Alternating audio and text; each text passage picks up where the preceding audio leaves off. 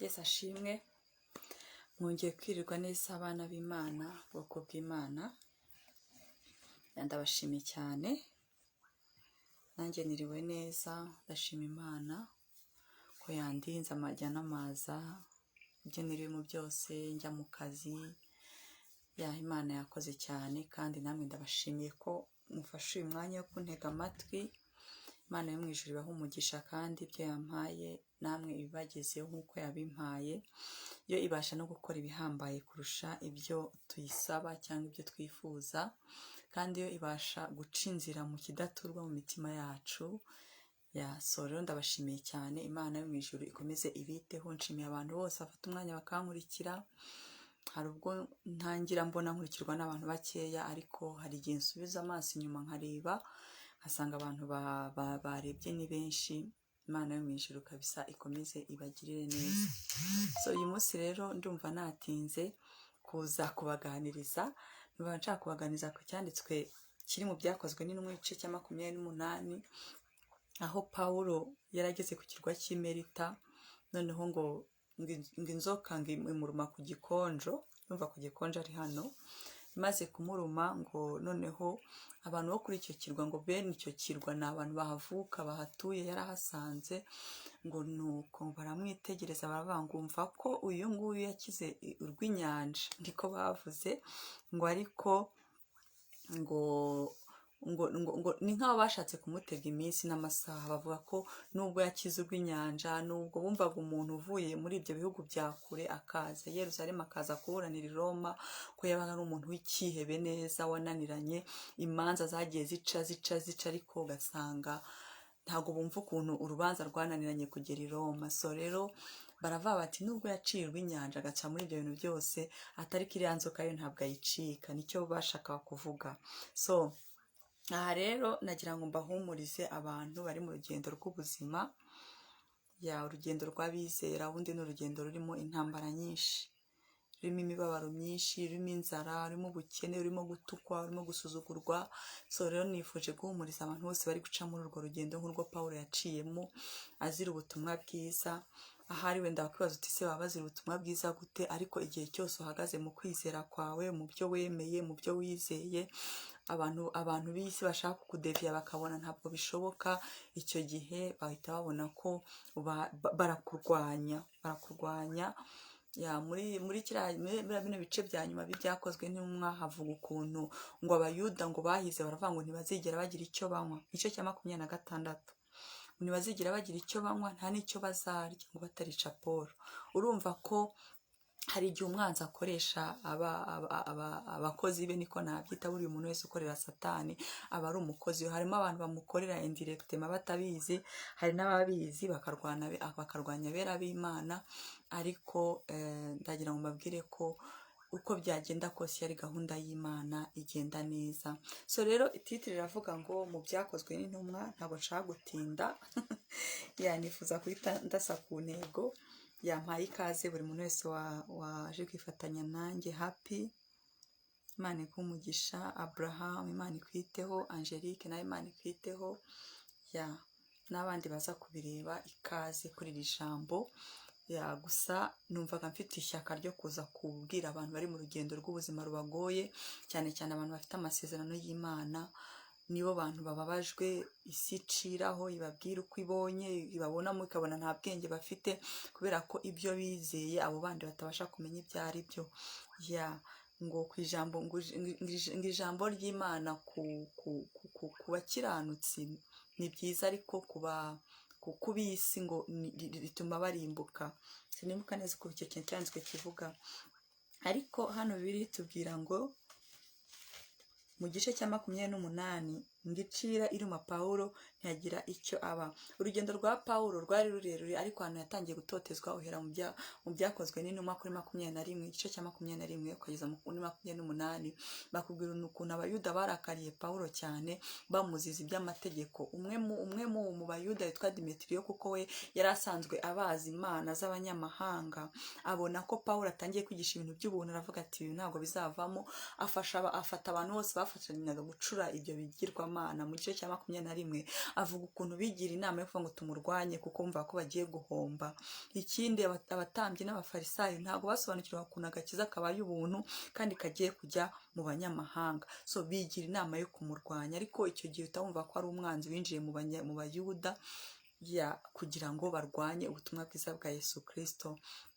So noneho mu gice cya 28 niho ibyakozwe n'umwa birangirira, bavuga ukuntu Pawulo yageze kuri kiriya kirwa cy'Imerita. Yaravuye biriya bihugu byabo sinzi ukuntu babyita, ariko yabanje kuva muri Efeso aragenda ajya i Yerusalemu, arangije ajya i Taliyana, arangije ajya i Roma, ariho yagombaga kuburanira hanyuma. So mbere yuko rero hagera i Roma agera mu kirwa cy'Imerita, bararuhuka basa nk'abafashe incumbi kuko ngo bari bagiye gupfira mu nzira kubera ngo bahuye n'imiyaga yitwa ruhuma, bahura n'inzara, bamaze igihe kirekire, ngo bamaze amezi hafi 6 muri iriya nyanja. Urumva ko bahababariye cyane, bahahuriye n'ibibazo. So noneho ngo babonye ko babonye ikirwa, umukuru w'abasirikare yaragiye kubica bose ngo badacika, babona ikirwa aho hafi, nibwo bahise batsuka barahaguma, bajya kuri bene icyo kirwa ngo barabakira. Nibwo rero Pawulo yahuye n'iyo ncira, ngo incira iruma, titire avuga ngo incira iruma Pawulo ntiyagira icyo aba. Ngo tumaze gukira tumenya yuko icyo kirwa cyitwa Merita, ngo bene icyo gihugu batugirira neza cyane, baducanira umuriro, batwakira twese kuko hari imvura n'imbeho. Ngo ariko Pawulo amaze guteranya umuganda w'inkwi aricarana icira iva mu muriro imuruma ku kiganza.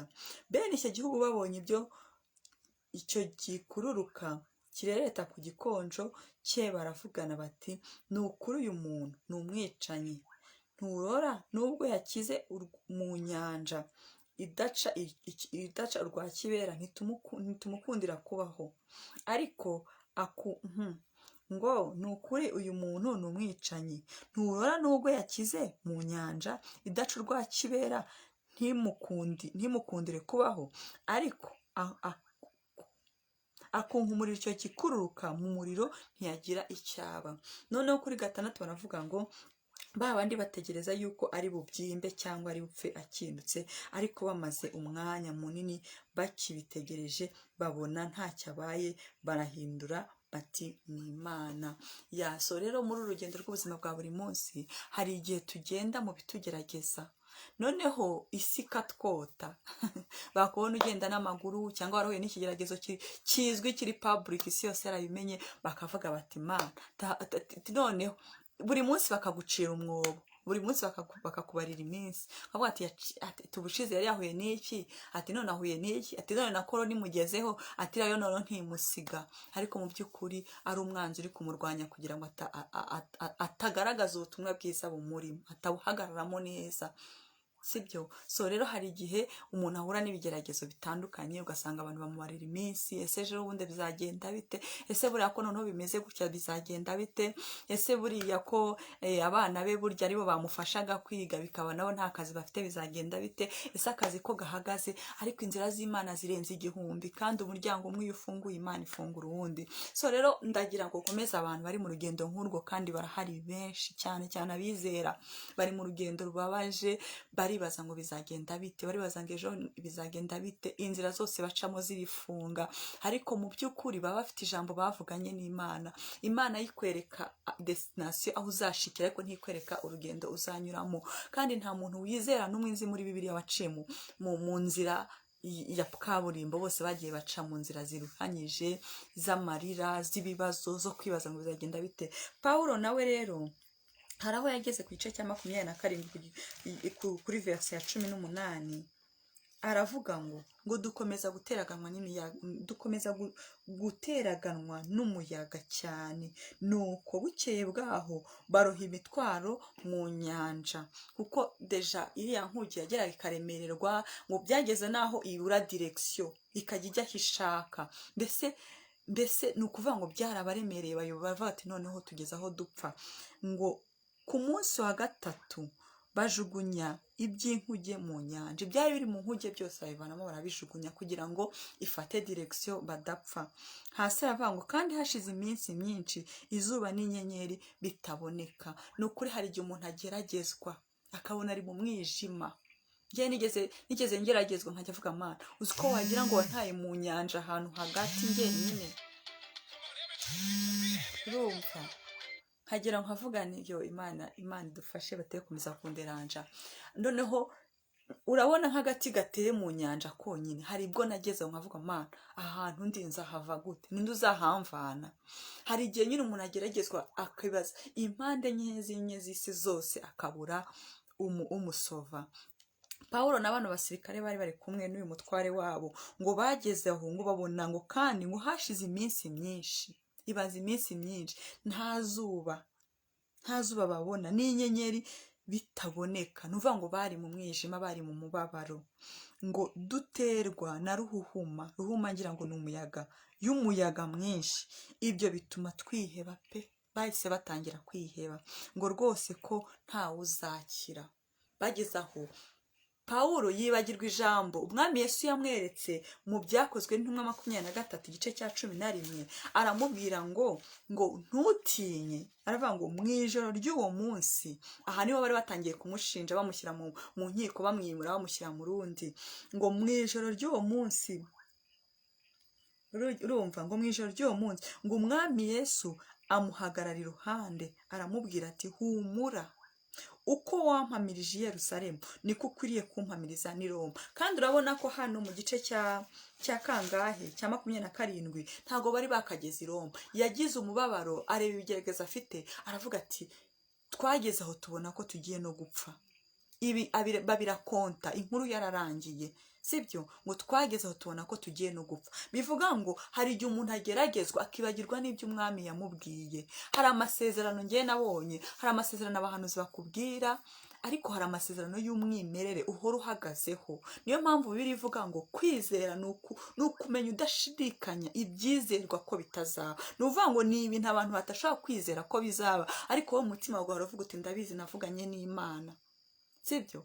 Bakaguseka, aturiya mukobwa dore arashaje, nta mugabo. Burya hari ukuntu utura no muri quartier ukajya uhaca buri munsi ugiye mu kazi, bakakurambirwa bataranakubyaye, atari kuriya bazashaka ryari. Tesuriya we yirirwa agenda nta kazi, ati abana baramunaniye, ataha turiya byaramucanze. Sinzi ukuntu babyita muri no minsi ngo yarakubiswe ngo ibyaye ni byose byaragiye. Ariko burya bakakubarira iminsi ukibagirwa ijambo uvuganye n'umwami Yesu akubwira ngo humura nzagutabara. Urabona ko abibwira Pawulo mu gice cya 23:11 yaramubwiye ngo humura, uko wampamirije hano ni nako uzampamiriza i Roma. Ku buryo Pawulo ari mu nyanja atigeze yibuka ko Yesu yamubwiye ko azagera i Roma, ahubwo aravuga ngo duteragwa n'imiraba, ngo bigera naho ngo hashize iminsi myinshi ngo izuba n'inyenyeri bitava, ngo tugeraho twiheba tubona ko tugiye gupfa.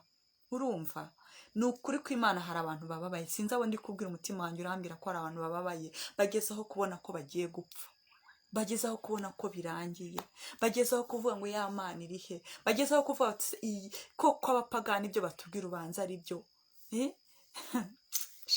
Babwira umuntu rimwe na rimwe nawe ukabagendamo ukabahagararamo muri kumwe, ukiyumvira ukavuga uti bari kuvuga ko ndi igicucu nta bwenge mfite.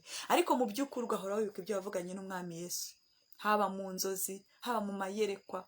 Ni ukuri Imana igira imvugo nyinshi, cyane cyane ku bana bayo babasha kuyumva. Niyo mpamvu Yesu yavuze ngo abanjye ndabazi, iyo mvuze bumvise ijwi ryanjye bakamenya. Ni ukuvuga ngo hari umuntu aravuga ati ndabizi ni Imana twavuganye, ndabizi ntabwo ndi bwicira inzira, akihangana mu bigeragezo.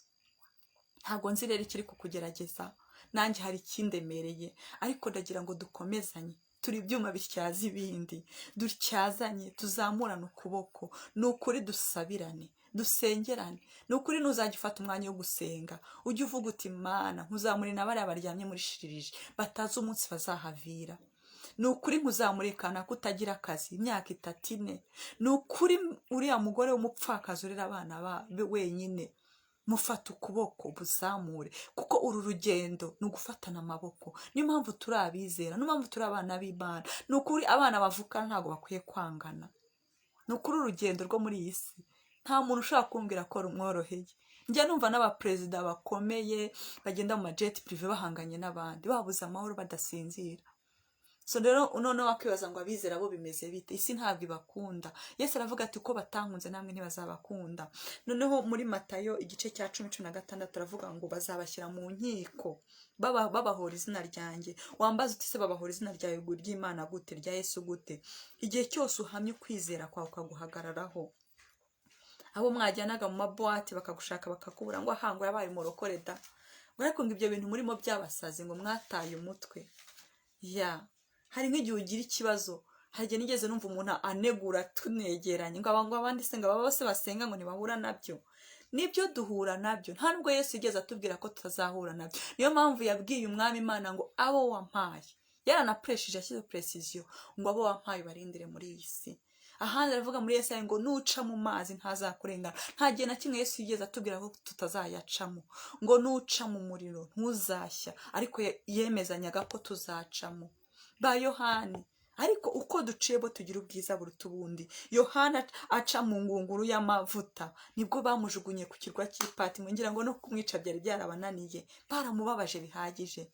Ariko yagize ubwiza budasanzwe, ngo ageze yagira umubiri nk'uw'abana, ngo atangira sasa kwandika ibyanditswe, ibyahishuwe, atangira kubona intebe y'Imana. Rero mu by'ukuri uru rugendo ruba rugoye, ruba rubabaje. Hari n'abatuka Imana bati se kuki, ariko nicyo Satani abashaka wihakana Imana.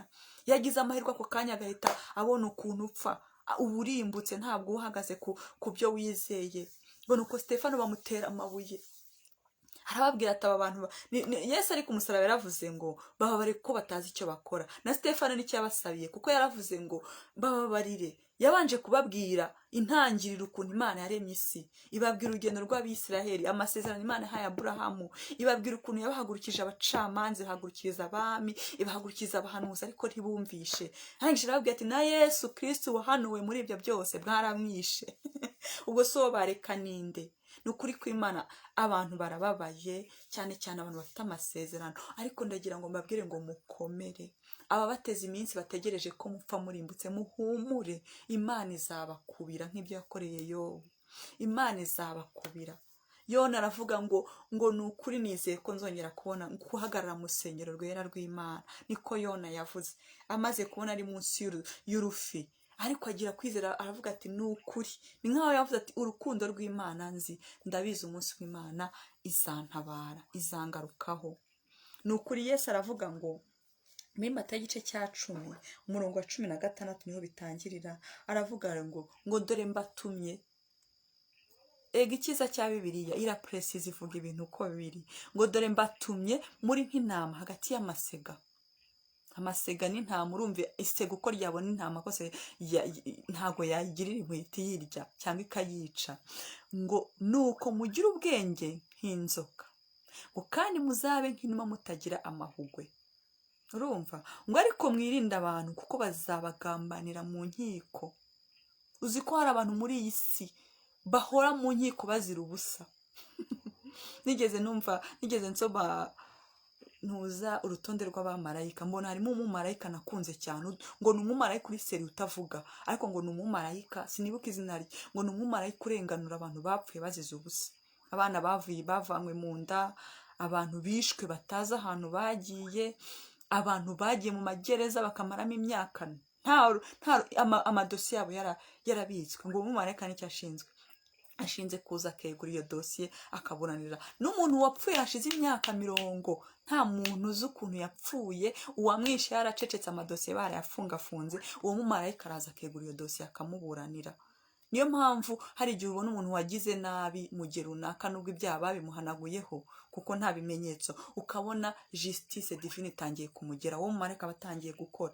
Noneho aravuga ngo ariko mwirinde abantu kuko bazabagambanira mu nkiko kandi bazabakubitira mu masinagoge, kuko ibyo nibyo bakoreye Yesu. Ngo bazabashyira abatware n'abami babampora, muzaba abo guhamya imbere yabo n'imbere y'abapagani. Ariko niba bagambanira ntimuzahagarike umutima w'uko muzavuga cyangwa ibyo muzavuga, kuko muzabwirwa muri uwo mwanya, kuko atari mwe muzaba muvuga, ahubwo ari mwuka wa so uzabavugisha. Ni ukuvuga ngo kugambanira se ni iki? Ni ukujya mu nkiko gusa? Oya, umuntu wese ushobora gufata umwanya akamvuga njye yanje akansebya, ni ukuvuga ngo ikirere isi y'umwuka wanjye aba ari kwiyuzamo icyangiro kugira ngo abantu bagutakarize icyizere. None se reka mbabaze, mwabonye umuntu ubeshyera undi, inkuru igakwira ahantu hose? Nicyo Satani aba yagambiriye. Aba yagambiriye ngo uwo mwuka ujye mu matwi y'abantu bamutakarize icyizere, banamureke. Baturiya muramubona, hatereka reka surira ko numvishe bavuga ngo agira gutya, aho ageze abantu bose bakamuhunga bakamwikuraho, naho yakabonye serivisi imufashe ikamuvaho. Nicyo umwanzi aba agambiriye. Hari umuntu ugeze aramvuga mu bantu benshi, mbihishurirwa ndavuga mana, isi y'umwuka wanjye yubatsemo ikinyoma. Ndasenga nsenya icyo kirere, ndavuga ngo mu izina rya Yesu Kristo nsenya iki kirere cy'amagambo. Hashize iminsi ndamushaka ndamubura, ntiyongera kumvuga. Uwo nawe ni umuntu ugushyiraho urubanza kugira ngo ab'isi bavuge bakujajinge. Nicyo bisobanura. Ntabwo ari ngombwa gusa ngo tujye imbere y'urukiko, tujye imbere y'abajaji. Oya, kandi reka mbabwire, hari umuntu ukujyana utuma ujya mu rukiko abizi neza ko atari mukuri. Abo nabo barahari, abakozi ba Satani, ngiye niko mbita. Umuntu wese uhitamo guhemukira mugenzi we, ucukura imyobo buri munsi ngo mugenzi we ayigwemo, uwo muntu ntabwo aba ari mwiza, sibyo? Harimo n'ibindi byo guterateranya. Mumbwire, ni ryari mubona imiryango icyumvikana kandi ariyo yakabaye kuba yumvikana? Mutuzi harimo kugambanirana, ishyari, umujinya. Mwabana b'Imana mwe muhumure, ariko muhumure. Nubwo bategereje ko mupfa mukindutse, nubwo mwakize ibyo bagiye babona byose, imitego bagiye batega n'iyindi umwanzi yagiye ashyiraho iri natire idafite uwayizanye, bakajya bavuga batahati yarwaye, noneho ati rankorora se arayikira. Ati ntabwo ari buyikire. Ariko sura ko yabyaye abana benshi, azabishyura icyo azabarya. Ayo ni amagambo y'Abanyarwanda numva umunsi ku wundi. Umuntu akavuga ngo ubuse ngo iyo ataza kuba iwanjye yari kubaho. Iyo ni inzira Imana yaciye akaza kubaho. Nawe ufite aho wigeze kuba kandi ukaharambika umusaya. Buriya nta muntu udakenera undi. None se usigaye mu isi wenyine wayibamo? Ntabwo wayibamo. Ariko ndagira ngo mpumurize abantu bananiwe, nicyo naje. Ntabwo nje kujajinga, numvishe muri nge nkunda kujajinga abantu, ibi nibi mubireke. Ariko ndagira ngo mbabwire ngo muhumure. Bategereza ko apfa akindutse, baravuga ngo burya ni Imana. Muzasome neza rira jambo Imana. Ntabwo ari uvuga ngo ni Imana yabikoze, ahubwo bashatse kuvuga ko ari akamana gatoya, ni intoya uko bivuga. Ariko ni kubw'icyubahiro cy'Imana. Ibintu byose abanzi bacu barabikora. Niyo mpamvu biri twinginga ngo mugire imigenzo myiza mu bapagani, kugira ngo bahindukire bavuge ngo ni ya Mana yabikoze. Na hariya nicyo byashaka kuvuga, ngo baravuga ngo burya ni Imana. None se mu gice cya 25:5-4, igice cya 24, ngo baravuze ngo ntibazarya, ngo ntibazananywa, ngo batarica Pawulo. Ariko yageze mu gice cya 28 ageze i Roma, nta nubwo yapfuye yishwe nabo. Abantu bose baguhigira ntabwo bashobora kukwica as long as uhagaze muri Kristo. Hari umugabo numvishe ubushize yatanga ubuhamya mu ex satanique, avuga ukuntu yagiye yica abantu benshi. Ariko hari umugore nahigiye kumwica, nkajya mvuga ejo Satani azaba yapfuye. Ati birananira. Ni ukubera ko yari umuntu wizera. Buriya parama, abana b'Imana barakubiswe, barababaye nk'uko isi bivuga. Ariko ijambo ry'Imana riravuga muri Yohana wa mbere igice cya 4:4, haravuga ngo ariko uri muri mwe aruta cyane uri mu bisi. Ntabwo agaragara, ariko aruta cyane uri mu bisi, sibyo?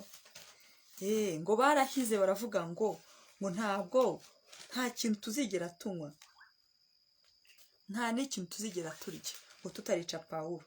Igice cya 23:12, ngo bukeye Abayuda baraterana bararahira, bahiga yuko batazarya ntibamwe batarica Pawulo. Baramwishe se? Byarangiye batamwishe.